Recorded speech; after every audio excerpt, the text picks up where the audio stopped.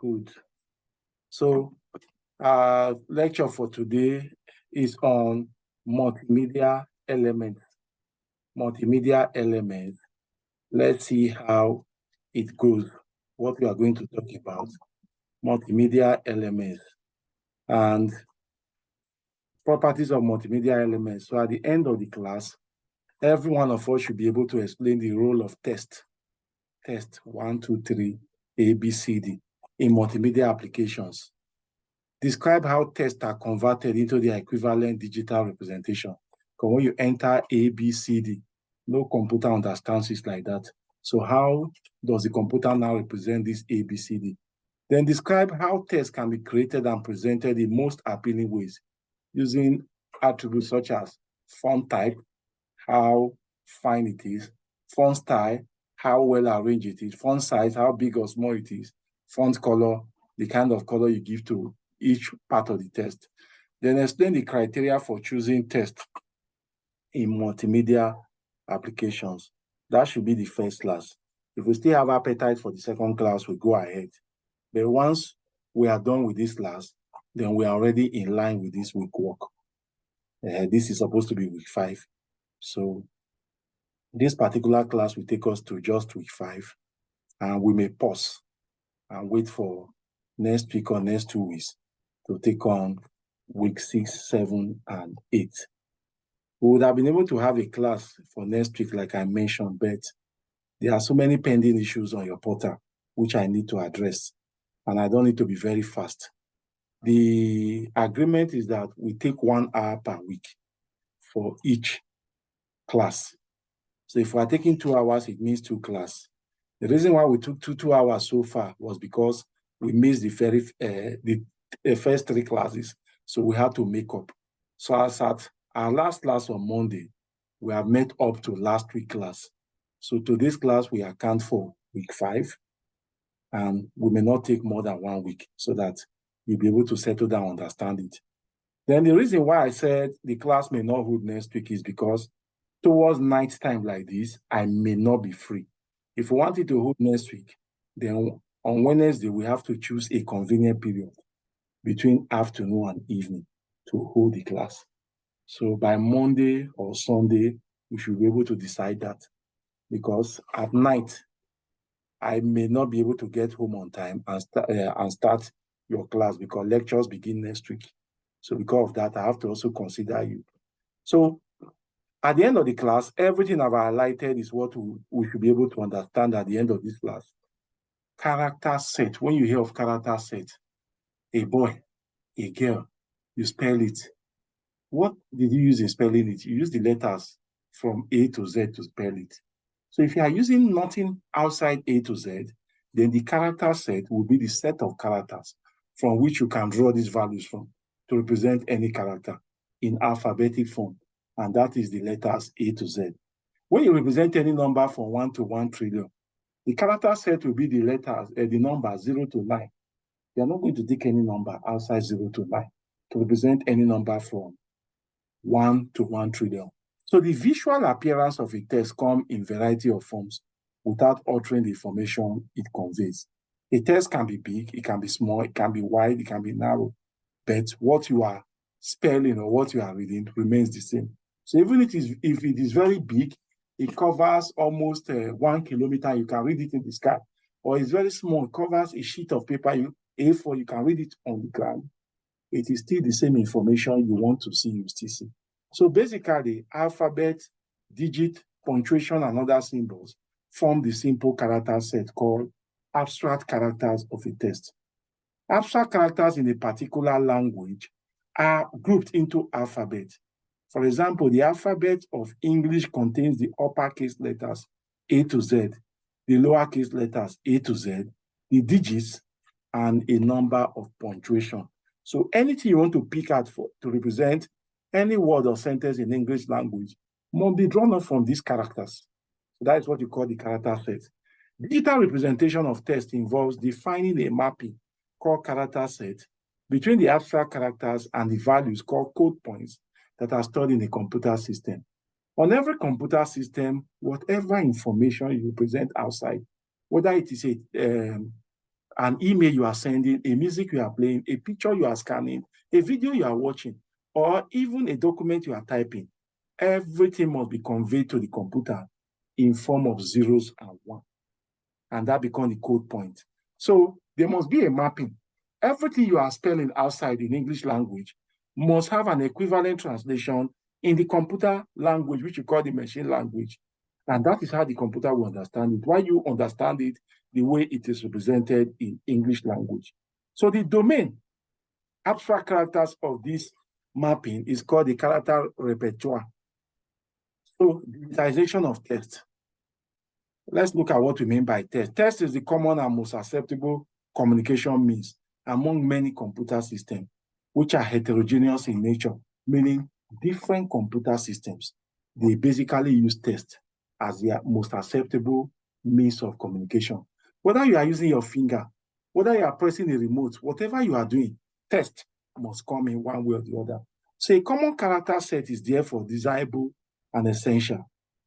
The American Standard Code for Information Interchange, ASCII character set, has been extensively adopted across many computing platforms to code plain text in binary form. What do we mean? ASCII is a kind of mapping that has a way of representing every kind of text character in our text representation in binary form. And in doing this, it has a 7 code range, which infers that the code points can be stored in 7 bits and 127 codable characters, that is 0 to 127, which is 128. Excuse me. Its domain only comprises 95 printable characters, A to Z capital, A to Z small, 0 to 9, that is 52, 62. Then you now have the exclamation mark, the at, the question mark, the caret, the ampersand, the star, opening and closing bracket, plus, equals, forward slash, backward slash, as the case may be. The values 0 to 31 and 127 are assigned to control characters. Control characters are those characters you have on your keyboard, like alternate, enter, tab, escape, control, shift. All of them are called control characters.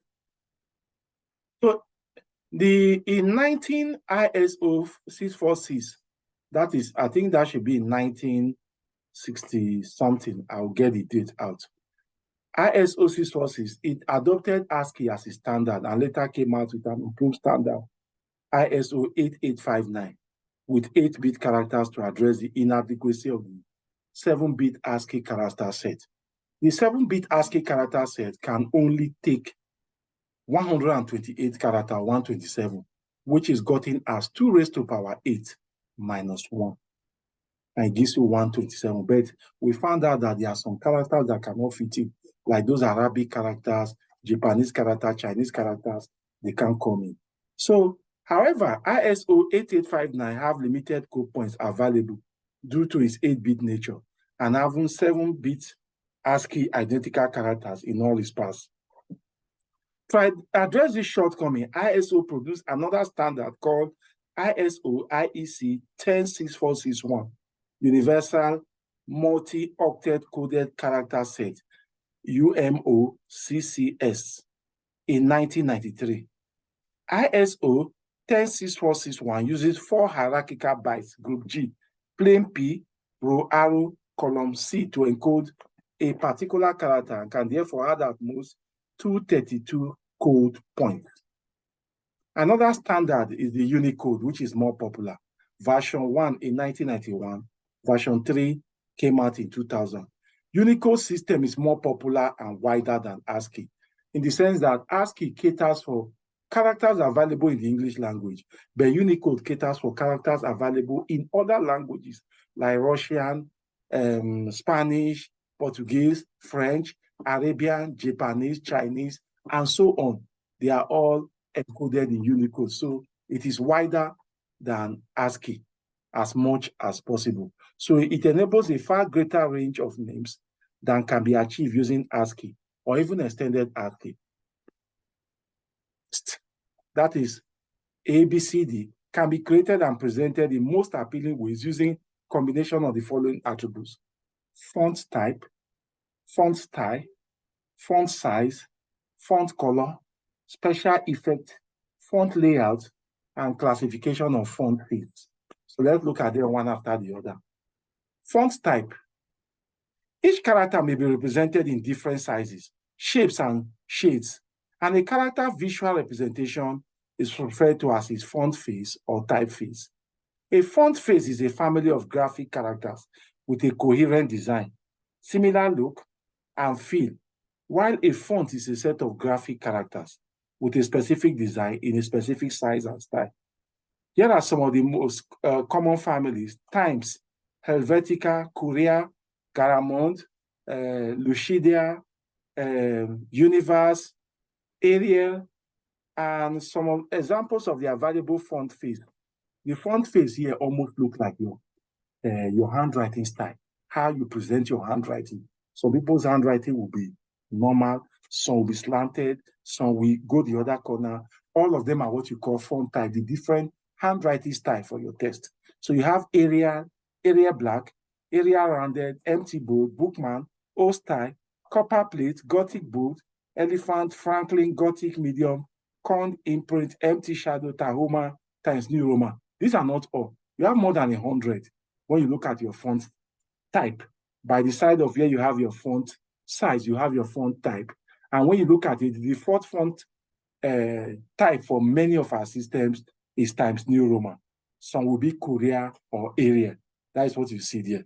That tells you the type of handwriting that is used in presenting your text on your screen. So in some other terms, weight, which is a measure of character darkness or the thickness of the stroke, is used. The names used to distinguish weight are not uniform between types of pliers. So the commonly used names are ultra light, when you don't make much imprint, extra light, light, semi-light, medium, semi-bold, bold, extra bold, and so on. Font style. Font style, or the shape of your font, not how the handwriting looks, now the shape, refers to the different appearances within the family. Example include regular or normal, which may be upright, which may be bold, thicker, sloped, oblique, italic, slanted, small cap, small capital letter. So you have your font style, normal style, bold style.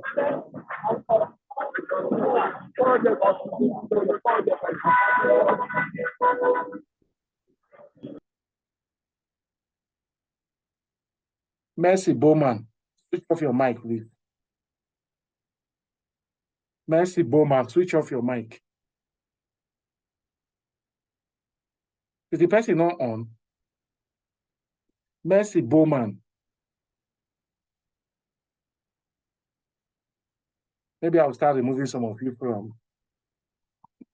from here. Font size may be how small or how big the size of the text look like. So when putting characters onto a page, we need to know some basic measurements of the types we use. Each character has a bounding box. This is the rectangle enclosing the entire character. Each character has an origin. It is usually placed on the baseline. The width of the character determines where the origin of the next character will be. And the distance between the origin and the left side of the bounding box is called left side bearing. But the size is how big or how small the text will be within that box. So this is it now. You have a box. The text can be big, the bigger side and the smaller side. As we all know, some of the lowercase letters extend upward like B and A, while others extend downward like D, P, and Q. The height of the lowercase letter without ascender and descender is called the S height. The height of the uppercase letter is called the cap height. That is how they are presented. So point versus pixels, comprising table of points and pixels on Windows computer. 6 point is a pixel. So here means the picture element, the amount of dots that are used in representing the character. They are called pixel. While the point here means how big or how small the character look like. So when you have 12 point times New Roman, it is 16 pixel.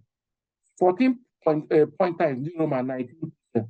6 point New Roman is 48 pixel. How they arrive at this, I think some calculations were done. Point versus pixel. A picture element pixel is the smallest element that any computer screen, printer, and software can manipulate and use in creating letters, numbers, or graphics. So when you pick each letter out of whatever you are spelling on your screen, if you zoom it well, you discover that that letter is made up of tiny dots that are arranged together to form it. So each of these tiny dots is called a picture element. The thicker the dots become, that is, the more they are, the more thicker the character becomes, and then the higher the resolution of that character. Then the more scattered the dots are, then the more scattered or fainter will be the character, the lower the resolution. So a picture element is the smallest element that any computer screen, printer, and software can manipulate to create letters, numbers, or graphics. The pixel measure one spot in a rectilinear grid of thousands of such spots that form an image produced on the screen by a computer or on paper by a printer. The resolution of the computer monitor is measured in terms of pixels per inch. How many dots do you have per inch of monitor display? A monitor setting of 1280 by 1024 has 1.3 million dots per inch square. So how do you get the 1.3 million? The monitor setting is 1280 inch minus 1024 times 2024. When you multiply it together, you get 1.3 billion. White 800 by 600 monitor setting has 48,000 dots per inch. Color will be how beautiful, how ugly, different color used in coloring the font. Colors add some flavor to the general appearance and visual appeal of text when used in the right manner and context. Somebody said I'm muted. I am not. Flourishing Temi. Can everybody hear me? Hello? Yes, sir. We can hear you. We can hear you. Yes, sir. Temi said I'm muted, so I don't understand. And even Michael, you can hear me. That means, Temi, please adjust your mic. Maybe you were the one that was muted. Over time, colors have been used to describe interesting and exciting personal, group events, or location details or qualities. Colors have a way somehow of reflecting our characters, attitude, beliefs, and opinion. Some people will like dark color, only dark. Maybe that is their attitude. While some like brighter colors, that is also their attitude. Those who are more positively inclined, they go for brighter colors. Those who are more negatively inclined, they go for darker colors. The darker it is, the more satisfied they are. So there are some guidelines of color scheme concerning the appropriate choice and use of colors when working with text. What is a color scheme? It's a combination of colors, which are the primary and secondary color, choosing to add aesthetic values to the document while ensuring the content is preserved. In our primary school, the three primary colors were red, blue, and I think yellow. Those are the three primary colors. But in the computer, it's different. It is red, green, and blue. Not red, blue, and yellow we have in our primary school. On the computer, the three primary colors are RGB, red, green, and blue. Primary color is one of the three colors, red, yellow, and blue, which can mix together to obtain secondary colors. So the multi-dimensional space consisting of the cyan, magenta, yellow, and black intensities make up a given color. Commercial color printing devices use the system of 4-color process ink on hard copies, while the 3 color on our system are red, green, and blue. But in our primary school, it was yellow, red, and blue. But in this particular computing, it is red, green, and blue, which is used and mixed to produce every other color. So even when you say a system has about 1.3 million different colors, it means these 3 colors can be mixed to produce as many colors as possible. That is what it entails. It is mixed to produce as many colors as possible. So on this particular screen, you have red, you have green, you have blue. This is the primary color. And the other colors, which are for printing, you have cyan, you have yellow, you have magenta, you have black. So the following color properties are worth considering when choosing colors for test and background. One of them is color management. That is a process of producing accurate, consistent color among a variety of input and output devices. A color management system maps color between devices, such as your scanner, your monitor, your printer, and then transforms this color from one color space to another. For example, RGB to CMYK. RGB is what you have on your monitor. CMYK is what you have on your printer. What you mean by CMYK are cyan, magenta, yellow. The K stands for black, and provide accurate on-screen or print preview. You would have used B for black, but you already have B in RGB so that it doesn't cause confusion. Second one is color profile, which contains the data needed for translating the values of a color gamut. And this data includes information about color, hue, saturation, and brightness. What do you mean by hue? The color of the color or the wavelength of light. And that is the position of a color along the color spectrum. For example, green is between yellow and blue. Saturation, the intensity of the color, the purity, how pure the color hue is when you move from gray to the pure color.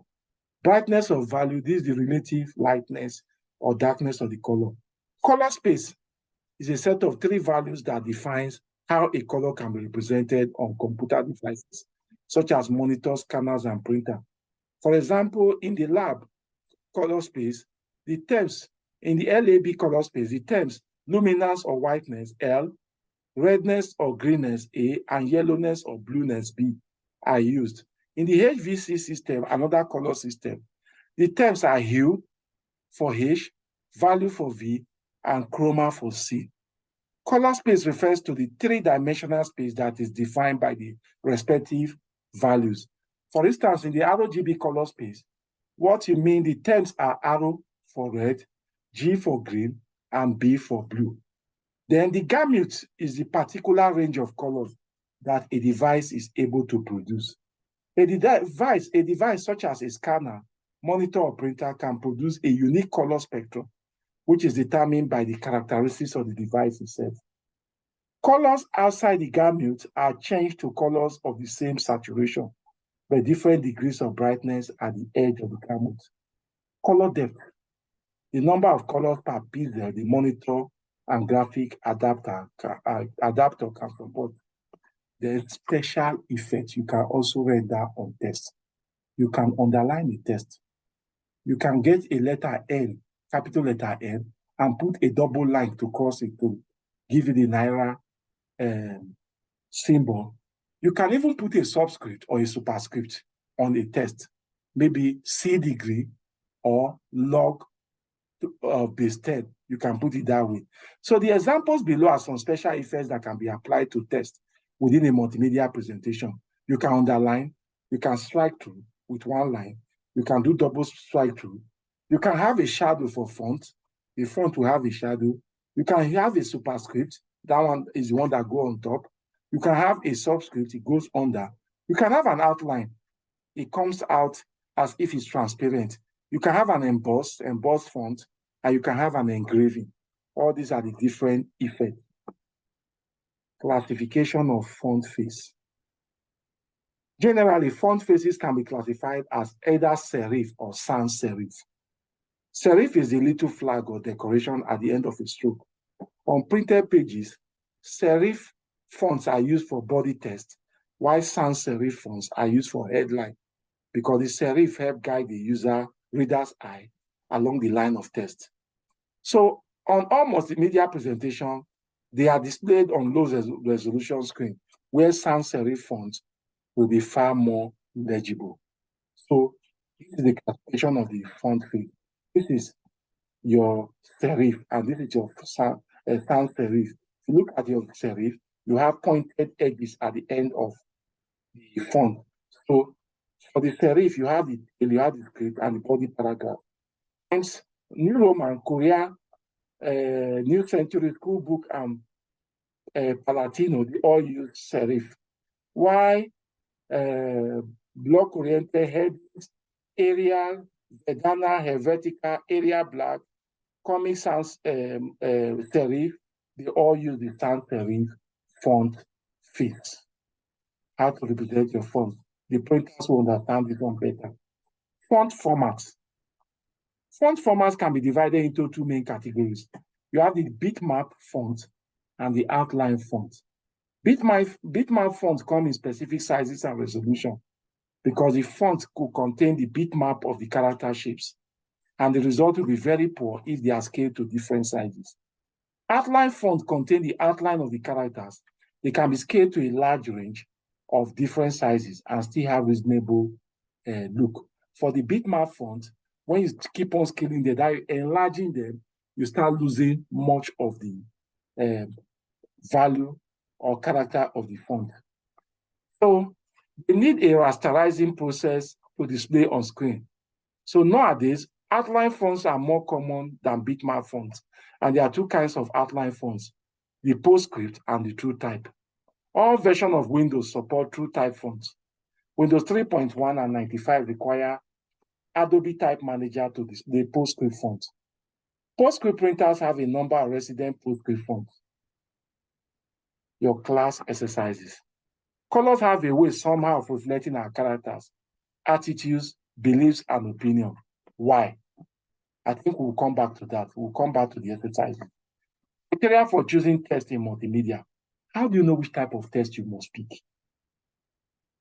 Choosing the combination of fonts to use in a multimedia presentation does not come quite easy and cheap. And what happens is that it could require careful thought, planning, and then you try to consider the text design. How do you represent it? How do you make it fine? How do you make it slanted in any form? And so you have to think about the text design. So some of these criteria we can make use of in selecting text in multimedia are given as follows. The first is readability and legibility. Will the font that you select be readable? Can people read it well? Can it, when you spell it, can you actually see everything that is spelled? Because there are some spelling like those of the doctors. When they spell it, you cannot read anything. So readability is very poor. So legibility means that fonts must be written or printed clearly for easy reading. It must be legible, presented well so that you can read it well. The font faces, shape, and sizes must be appropriate to allow for easy reading by the intended audience. In most cases, for instance, adult audience require large font size, while young or children will make do with small font size. Here are some tips. A, use right contrasting and avoid dark text against dark background. Because when you talk about contrast, you have a white background.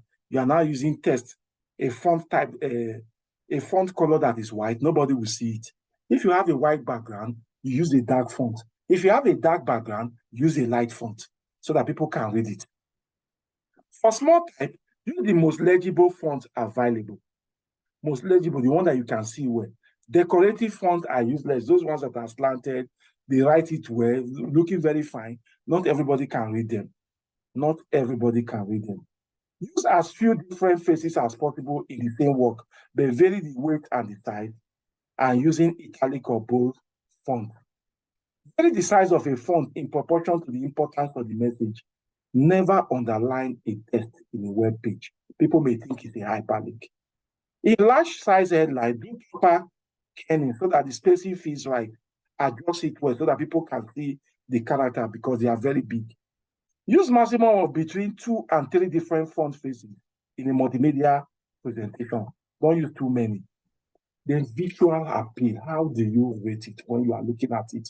People will say, oh, this your handwriting is so beautiful. Oh, this your handwriting is horrible. That is the visual appeal, how your eyes feel it. So use the following tips to ensure that the font choosing make visual appeal to the audience eyes.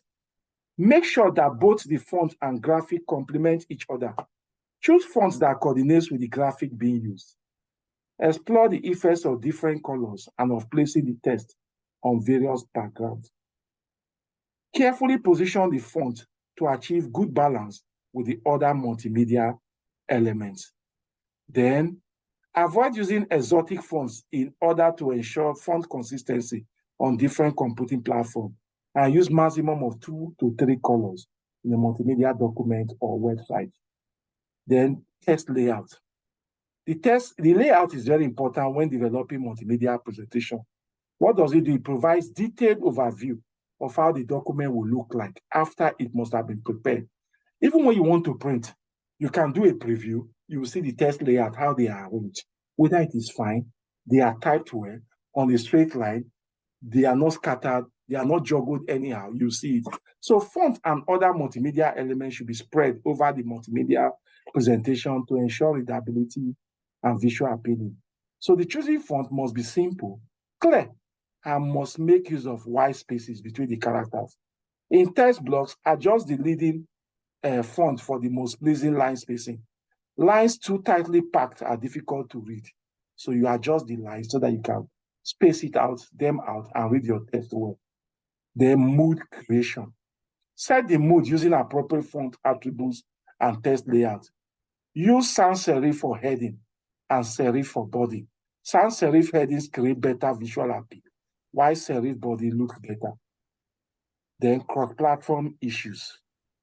When you build your multimedia project on Windows platform and play it back on a Macintosh platform, there will be some differences because these two platforms are different. Even when you build it on your laptop and you are now opening it on your Android phone, there will also be some platform problem. So fonts are the greatest cross-platform concern. Some of the fonts you use in developing the application on your laptop may not be recognized by the Android phone. So sometimes it could tell you that this document cannot be opened, or you can go to the web and look for an appropriate app to open it. So if a specified font does not exist in the target machine, a substitute must be provided. Some cross-platform application like Director allows the developer to specify the mapping of fonts. Some of the fonts look like each other. So if, for instance, Times New Roman is not present on the device, a font type that looks closer to Times New Roman might be used to open it so that you can read whatever you have presented. So our exercises here state the major criteria for choosing text in multimedia application. Why is it important to consider these factors when creating multimedia applications? What do you understand by the term character set? Distinguish between a point and a pixel. Let me see whether it's the same thing with the other exercises, the one that we crossed before. Colors have a way somehow of reflecting our characters, attitudes, beliefs, and opinion. Why? Who can give us an answer to that? Colors have a way somehow of reflecting our characters, attitude, beliefs, and opinion. Why? Who can help us?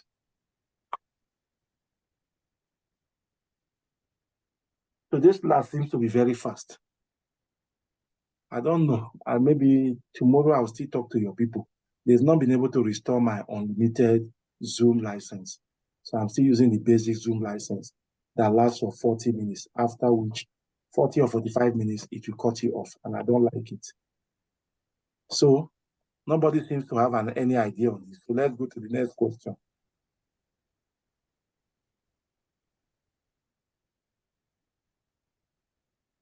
Why are different encoding on different platforms big problems? Who can help us with that? Different encoding on different platforms, why are they big problems? Who can help us with the answer? Different encoding on different platforms, why are they big problems? Anybody having an idea? Let me try. Please go ahead. Different encoding on different platforms. From your last. Go ahead. From your last explanation, yeah. Textile, from one platform that you saved your work on, when you use another platform, there might be a different encoding that is unable to translate the initial style used in writing a particular document. Yeah, that is true, and it might be. So there'll be issues. You are right, sir. You are right. So what do you understand by the term character set?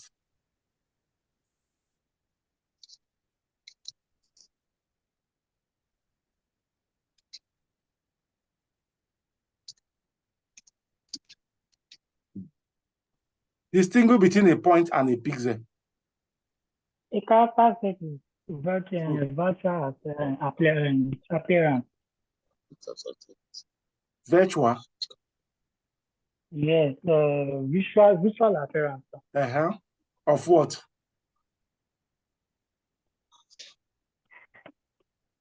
Visual appearance of what?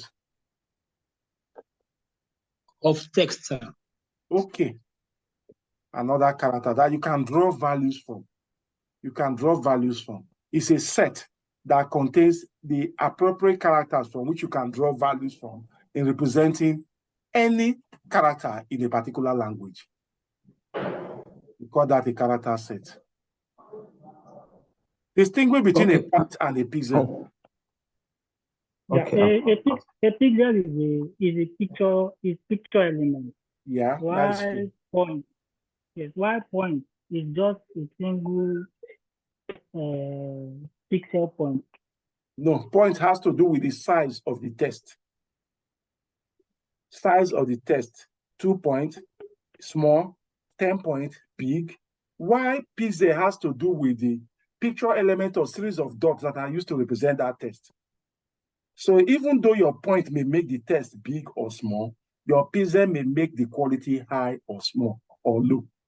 That is what it means. So the higher the number of pixels, the higher the resolution. So resolution is defined as the amount of pixels you have in a particular text. So the higher the number of pixels, the higher the resolution. The lower the number of pixels, the lower the resolution. So more dots used in representing the text means it will be thicker, clearer, and more representative. You cannot be able to erase it. It's just like you using marker to write versus using biro to write. The marker has more thickness than the biro. So the other one, character sets, American Standard Code for Information Interchange. Please go and read about it. Universal Multi-Octet Coded Character Set. Google it, you will read it. Unicode Standard version 1.0 and Unicode Transmission Format 8, UTF-8. Please read them. When you read them, you understand exactly what we mean by all what we have been saying. Does anyone has any question? We have less than a minute. Like I said, you already have the slide, but the next slide, we'll postpone that one to another class so that we don't take too much for the same day. We are already in sync. This is week 5, so we are already on the same level. Next week, we'll determine which time we should have our class. It must hold next week. Hold the other week, that is 2 weeks' time. In 3 weeks' time, we'll have our last class, and that ends the classes for the semester. But over the weekend, I will do a lot of work on your learning management system so that I'll post both the video and everything on it. I'll be trying to upload the video on YouTube, but it has been taking time. So by the time I finish uploading, I will send the link to you. If not, I could send it to your email. I could use somebody's email, send it to the email, because the files are live.